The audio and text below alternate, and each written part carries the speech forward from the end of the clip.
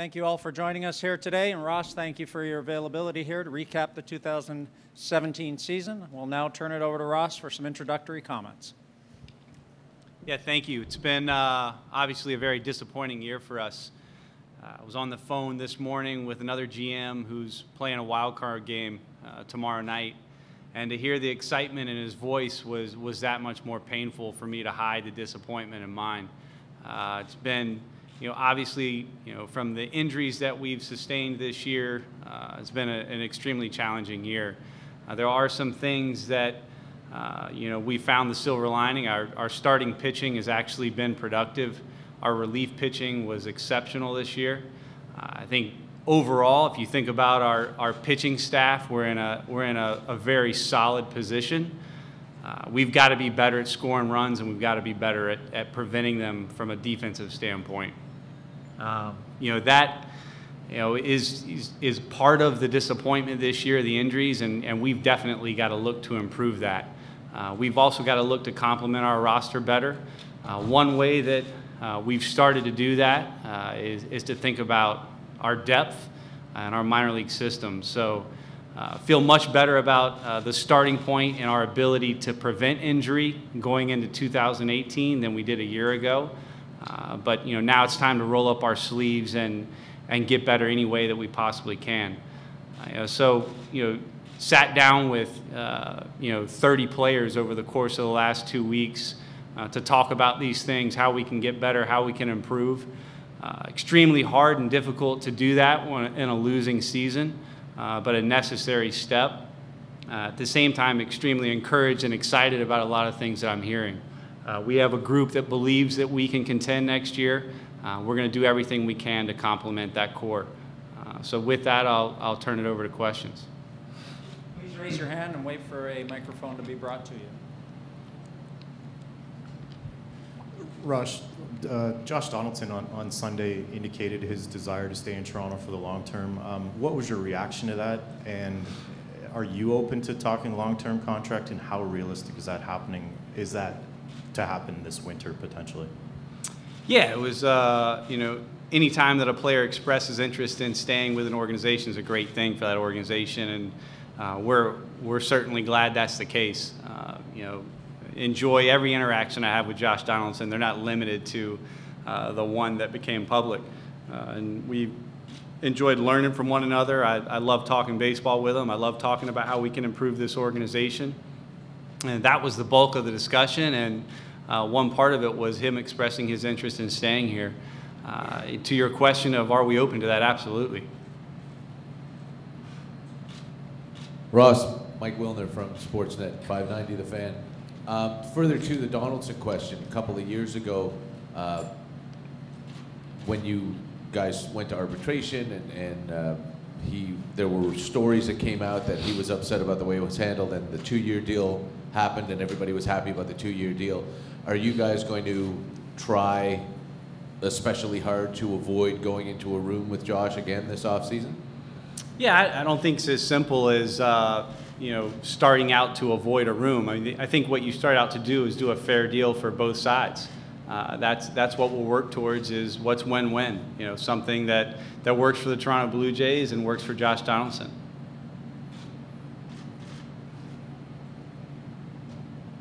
In the course of this summer, were there ever moments where teams asked you about trading for Donaldson, and if those teams approach you again this winter, how would you approach those scenarios?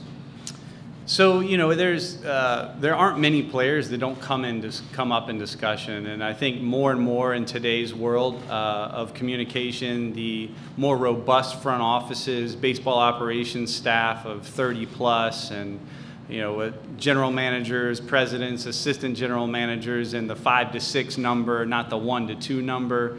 There's so many opportunities to talk about each organization's entire system. So it goes well beyond the star players, and it goes deep into farm systems where you're trying to understand where there might be a potential difference in value, and where we might be valuing a player more than another organization, or vice versa. Those are opportunities you're constantly looking for, and you can't find them without talking about every player. So that's the way we approach looking to make this organization better, and we'll continue to do it that way. Ross, each of the last 5 years, this was a team that was expected to at least be good, if not really contend. But the Blue Jays have the worst spring training, or the worst April record for the last 5 years combined. Is there anything that you guys can do in spring to maybe get out of the gate a little harder?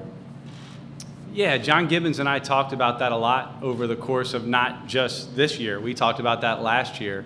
I think one of the challenges of having a more veteran lineup, a more veteran offensive team, is that schedules become individualized and routines become very structured around individual needs and desires. And I think we need to challenge ourselves to see that as an opportunity to create more teamwork, 2 words, and team fundamental work, working as a unit more frequently. The spring training environment is not always conducive to that, but we have to challenge that.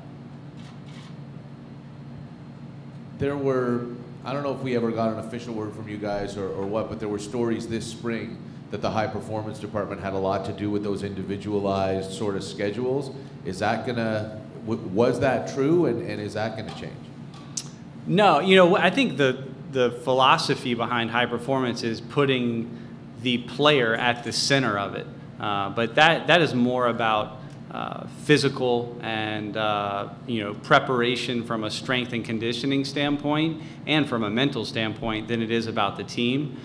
We need to ensure that that is not keeping us from any team fundamental work or working as a unit to essentially be that more unified. So I think high performance can only help that.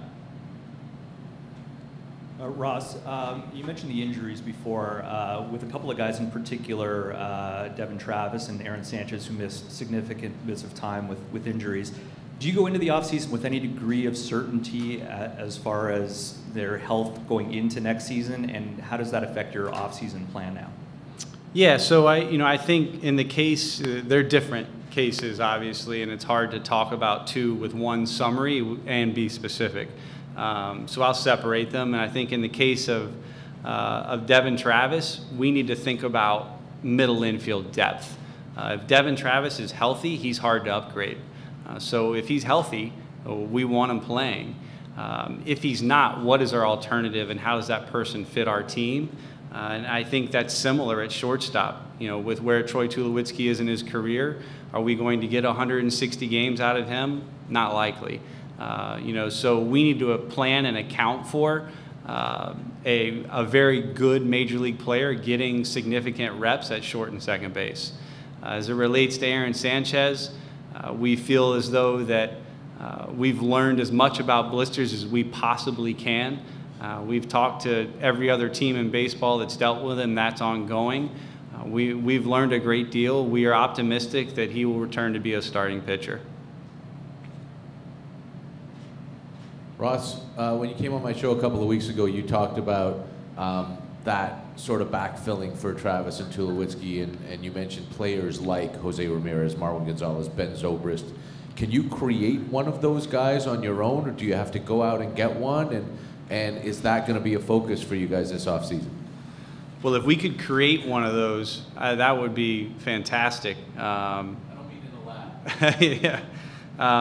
Yeah. Those were guys I used as examples to talk about versatility, guys that can play multiple positions and multiple in the middle of the diamond are extremely valuable, and the reason that teams in and around those players have had so much success, not because of just those individuals, but that kind of depth, certainly when it's in multiple pieces, is really hard to acquire, and then there's not much that can be more powerful for a team. From an individual contribution. Are those players out there in free agency? Not often. Ben Zobrist was, but it's not as simple as just adding one of those pieces and we're done and we'll be good. We have to consider what our alternatives are, and I think, Richard Arena is a really exciting player to think about. He's not there yet. He's not the solution for us just to say, okay, he's going to be our, our depth. He is a piece to that solution, and there's development left with him. What do you attribute Justin Smoke's struggles to down the stretch, and can you expect the same type of season out of him overall next year? So I think we can expect the same type of season out of him, based on, his ability to articulate why he's having this success gives executives and coaches a lot of confidence that he will continue to have that success. I think he had 2 pretty significant contusions that were very limiting from just an overall physical standpoint. Towards the end of the season would be he wouldn't talk about them, but a lot of pain in a toe from a foul ball, and a lot of pain in his lower leg from a hit by pitch that he wouldn't talk about. But if you saw him in the clubhouse, you probably saw the bruises, which were significant. And then the other aspect was it's the first time in his career he's been at that number of plate appearances, so I'm sure some of it was, a little bit of fatigue. As you mentioned with Smoke, sometimes guys play through stuff, especially toward the end of the season. Are there any other players that are going to have to go through procedures or anything like that as they get ready for spring training? Nothing you guys aren't aware of that's happening. They're all happening already. There's no new procedures to happen. Ross, based on the growth of the bullpen pieces that you have over the course of the year, are you positioned well enough in that area that you don't really necessarily need to add to your relief corps, or is that someplace where you still need to add a piece or two this offseason to solidify? Yeah, so objectively, like I mentioned at the start, we have a really good pitching staff. So starting and relief, even without Aaron Sanchez this year, our starting pitchers were arguably in the top 5 in the American League. If you put the pitching staff together, objectively top 4 in baseball.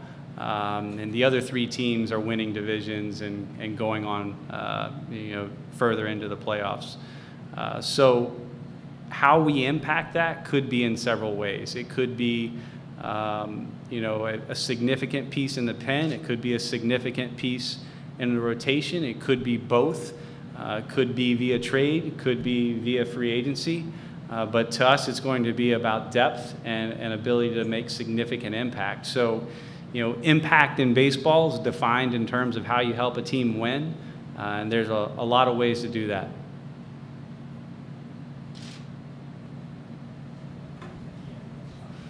Sorry, Ross, with all that you were saying, at the end of the day, what is your priority this offseason? What's number 1 on your list?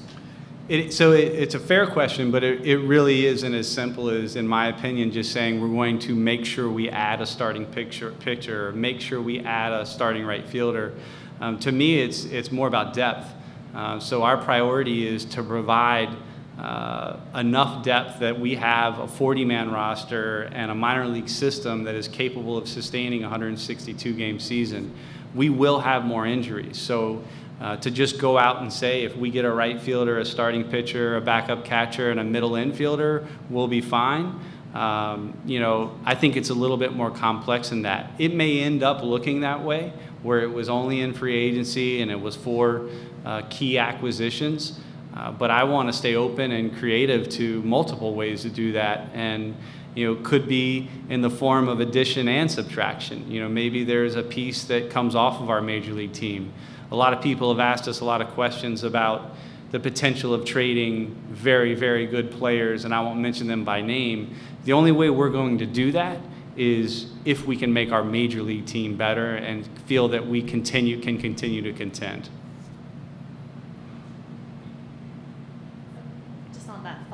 I know you were talking about your disappointment off the top. Does this time of year make it fun and interesting for you? Are you looking forward to this? Well, we absolutely look forward to every day of getting better.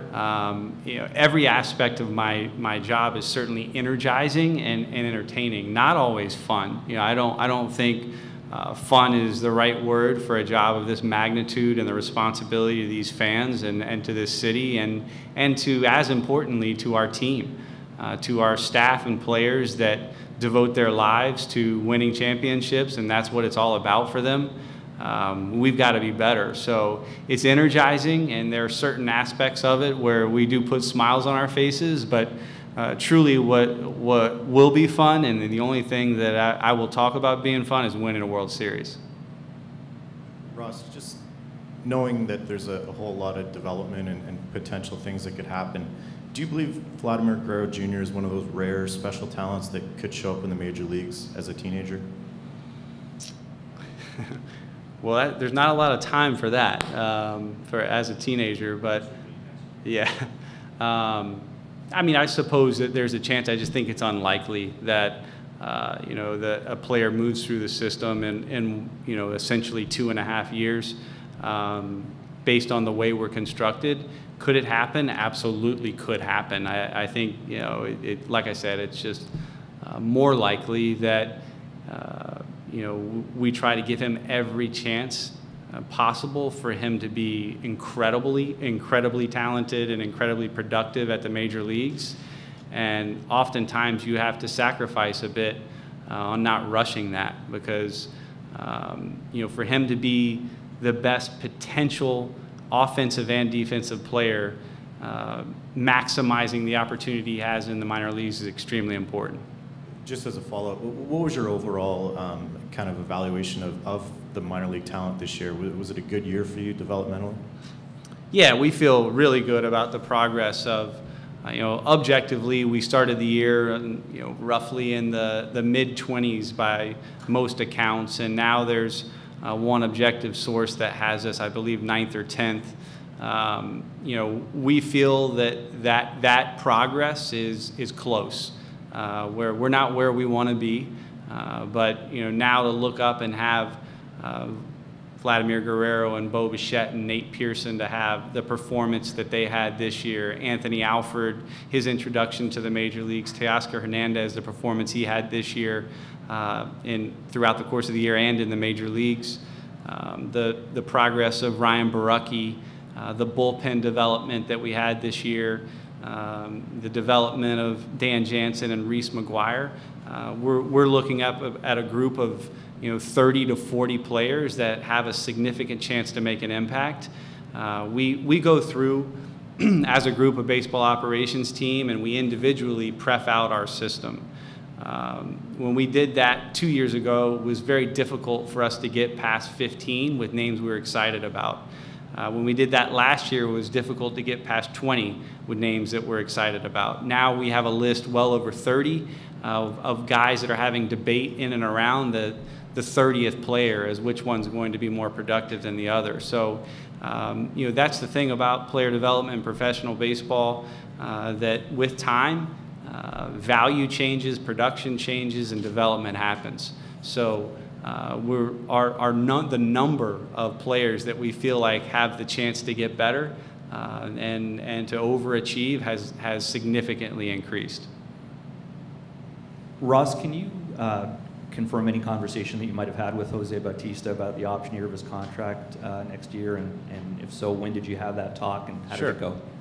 Yeah, so we sat down with Jose and let him know that we would not be picking up his option, and that we didn't see a scenario that was likely, for the reasons that I've mentioned, that there would be an opportunity we could guarantee for him here. The reason being, a lot of the reason is some of the things we've talked about, where we are as an organization, the age of our position player roster, the age, we're the oldest lineup in baseball by a year. So, adding or keeping a lineup to, and adding a year to it is probably not the best thing for the Toronto Blue Jays. Jose understood that, unbelievably professional and respectful. I can't say enough about the person that he's been in our time with him. Obviously, any executive in baseball could talk about what he's meant to this organization just by looking from a distance and seeing the production that he's had here.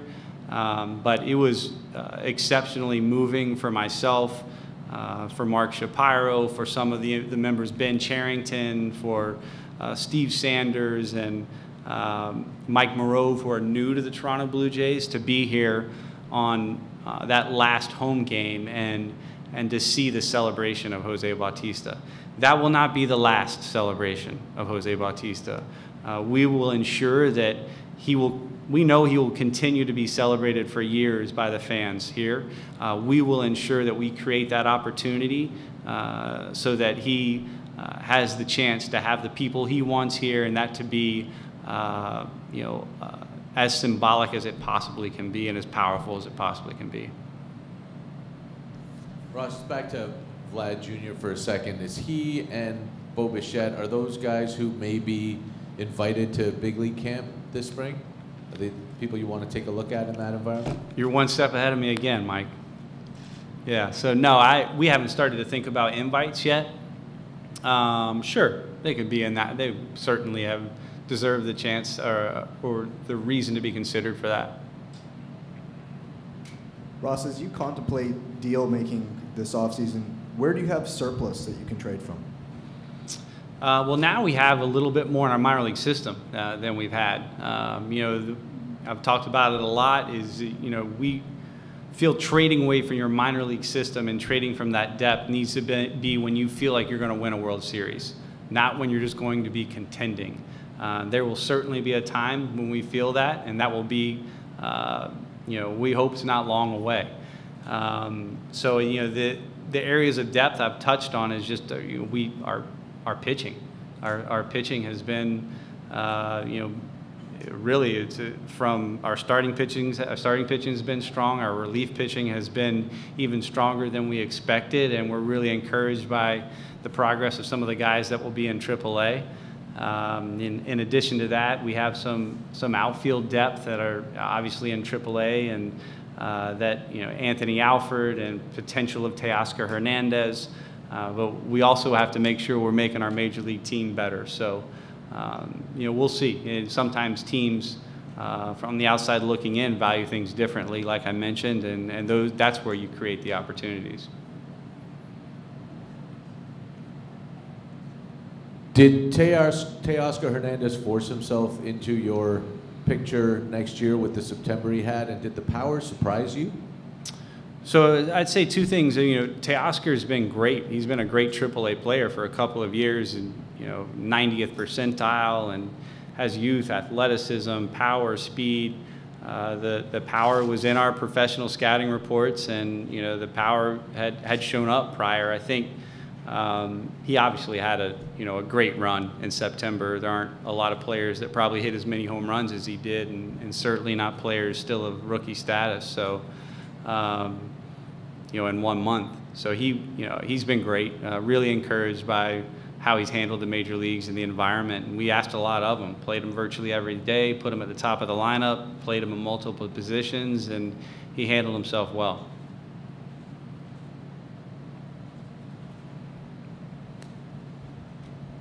Anything further? All right, well, thank you all for joining us. Ross, thank you very much for your time. And we'll thank you for having me. Thanks for everything.